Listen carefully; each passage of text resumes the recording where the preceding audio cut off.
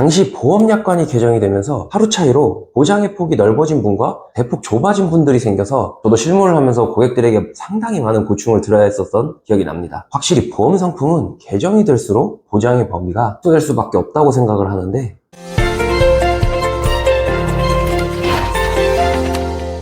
이번 시간에는 암보험금에 대해서 살펴보려고 합니다. 내용을 말씀드리기에 앞서 암보험약관이 회사별로 대부분 가입 시기에 따라 비슷하긴 한데 그래도 조금씩 차이가 있을 수 있고, 그렇다고 제가 암보험 상품을 다루는 모든 보험사를 비교해 드리려고 하면 끝이 없습니다. 여기서는 랜덤으로 뽑은 한 보험사의 암보험 상품 약관을 가지고 설명을 해드릴 건데요. 대부분 비슷하겠지만 같은 보험사라고 해도요, 가입 시기와 상품마다 차이가 있을 수도 있기 때문에 무조건 약관 규정을 꼼꼼히 살펴보셔야 합니다. 암이라는 거는 유전력적인 문제와 가족력적인 문제가 있습니다. 유전자 문제를 똑같이 가지고 있어 암이 되물림되는 경우이고, 이러한 유전적 요인에 생활 습관을 포함한 환경적 요인까지 통틀어 정의를 합니다. 의학적으로는 3대에 걸친 직계가족 혹은 사촌 이내에서 같은 질환으로 앓은 환자가 2명 이상인 경우를 의미합니다. 이렇듯 암에 대해서 걱정하고 암에 걸렸을 경우 수술비와 장기간의 치료가 필요로 하기 때문에 경제적인 걱정도 하지 않을 수 없는데요. 해서 대다수 사람들이 실비보험과 함께 암보험도 거의 필수적으로 가입을 하고 있는 현실입니다. 병원에 가서 내 몸에 종양이 있다는 얘기만 들어도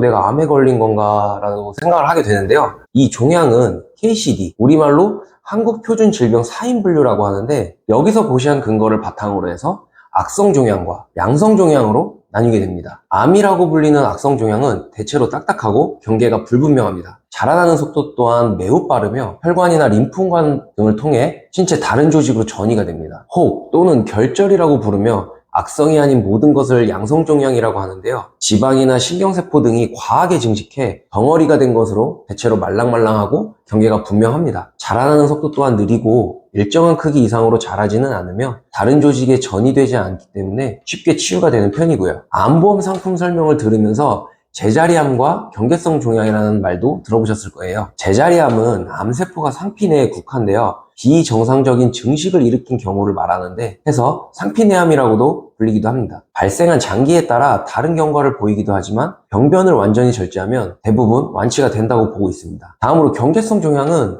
조직학적으로 암에 해당하지 않는 상태인데요. 이름에서처럼 양성과 악성의 경계에 있는 종양 혹은 구분하기 힘든 종양을 의미합니다. 해서 한국표준질병 4인 분류상에서도 행동양식 불명 미상의 신생물 이렇게 분류가 되어 있죠. 과거에는 경계성 종양도 일반암으로 인정해서 보험금 전액을 주던 시절이 있었는데, 이제는 KCD 기준에 따라서 암으로 인정되진 않고 소액암으로 분류되어 암보험금의 50%를 지급하거나 또 어떤 보험 상품들은 10%만 지급하는 경우들이 있습니다. 지금까지 내용을 유심히 보신 분들은 제가 한국표준질병 4인 분류에 대해서 자주 언급한 것을 아실 텐데요. 사실 오늘 영상에서 가장 중요한 핵심 키워드이기 때문입니다. 지금으로부터 3년 전, 그러니까 한 2020년도 4월에 보험약관이 대대적으로 크게 한번 개정이 됐었는데요. 이때를 기점으로 해서 암보험 상품에도 큰 변화가 있었습니다. 사진을 보시면요, 첫 번째는 2020년 4월 12일까지 판매하던 암보험 상품 약관이고요. 두 번째는 같은 암보험 상품인데 2020년 4월 13일부터 판매가 시작되었습니다. 7차 한국표준질병 4인 분류고시에 근거하여